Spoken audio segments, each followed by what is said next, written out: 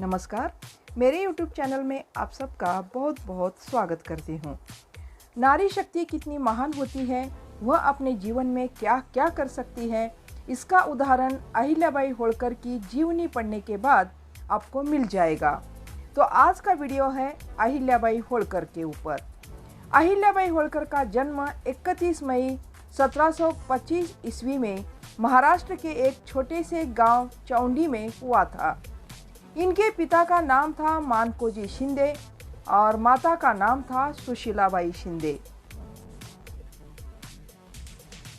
मानकोजी शिंदे बहुत ही विद्वान पुरुष थे, इसलिए उन्होंने अपनी बेटी अहिल्या को आगे बढ़ने की प्रेरणा दी। अहिल्याबाई का विवाह बचपन में ही खंडेराव होळकर के साथ कर दिया गया था।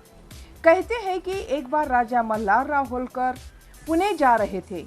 उन्होंने चौंडी ग्राम में देखा कि अहिल्याबाई तो गौर गरीबों की मदद कर रही है। तब वे इतने प्रभावित हुए और अपने बेटे खंडेराव के लिए उनका हाथ उन्होंने मांग लिया। उस समय अहिल्याबाई की उम्र ही कितनी थी, सिर्फ 8 साल। उनके पति खंडेराव बहुत ही उग्र स्वभाव के व्यक्ति थे। अहिल्याबाई ने एक अच्छा योद्धा बनने के लिए उनको भी प्रेरित किया। पति की शिकायत न करते हुए ससुर के बताए गए मार्ग पर चलने लगी। 1745 में अहिल्याबाई ने मालेराव के रूप में एक पुत्र को जन्म दिया। उसके 3 साल के बाद मुक्ताबाई नाम की एक पुत्री को जन्म दिया। बड़ा सुखमय जीवन चल रहा था, परंतु ईश्वर को यह मंजूर नहीं था। 1754 में उनके पति खंडेराव की मृत्यु हो गई। पति का देहांत होने के बाद अहिल्याबाई पूरी तरह से टूट गई थी। खंडेराव की मृत्यु के बाद उनकी तीनों पत्नियां सती चली गई। अहिल्याबाई होळकर भी जिद करने लगी। सती जाने के लिए वो भी तैयार हो गई, लेकिन उनके ससुर मल्हारराव ने उनको बहुत विनती की। ससुर से प्रेरणा पाकर वह राजकाज देखने ही लगी थी। उनके एकलौते बेटे मालेराव की भी मृत्यु हो गई। अब तो वह पूरी तरह से टूट चुकी थी। वह अपने आप को अकेले समझ रही थी। परेशानियां दिनों दिन बढ़ती जा रही थी, फिर भी प्रजा के लिए उन्होंने कमर कस ली। उस समय प्रजा के साथ होने वाले अन्याय को दूर करने का उन्होंने बहुत प्रयत्न किया।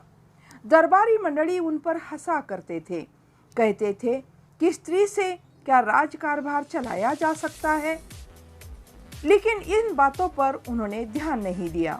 कुछ समय के बाद उन्होंने ससुर मल्हारराव होळकर की मृत्यु होने के बाद मराठा साम्राज्य का मालवा प्रांत का कार्यभार देखने लगी। युद्ध के समय स्वयं अहिल्याबाई लड़ाई का नेतृत्व संभालती थी। अहिल्याबाई होळकर उचित न्याय करने में भी सक्षम थी।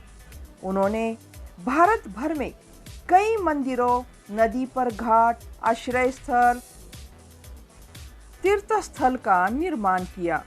द्वारका, काशी, उज्जैन, नासिक, परळी वैजनाथ मंदिर का निर्माण उनके द्वारा ही हुआ है। लोकमाता अहिल्याबाई होळकर सर्वधर्म समभाव, अस्पृश्यता निवारण, सामाजिक एकात्मकता, स्त्री पुरुष समानता, दीन दुखियों की मदद, सामाजिक कुप्रथा, दहेज प्रथा इत्यादि विषयों पर उन्होंने कार्य किया। अपने राज्य में एक भी व्यक्ति भूखा नहीं रहना चाहिए, इसलिए उन्होंने अनाथ आश्रम, दिव्यांग, असहाय लोगों के लिए पुनर्वसन निर्माण किए, भोजनालय का भी निर्माण किया, वस्त्र दान किए, वृक्षारोपण किया, नदी किनारे बांध बनवाए। नदी किनारे घाट बनवाते समय उन्होंने तज्ञ व्यक्तियों की सलाह मशवरा तो ली ही ली, आपस में स्त्रियों को बुलाकर उनसे भी सलाह लेती थी। कपड़े कहाँ धोना चाहिए, बच्चों को कहाँ रखा जाना चाहिए, कपड़े बदलने के लिए कमरे कहाँ होना चाहिए इत्यादि सूक्ष्म बातों पर वह ध्यान देती थी। सब लोग उनके कार्यों से आनंदित हो गए थे।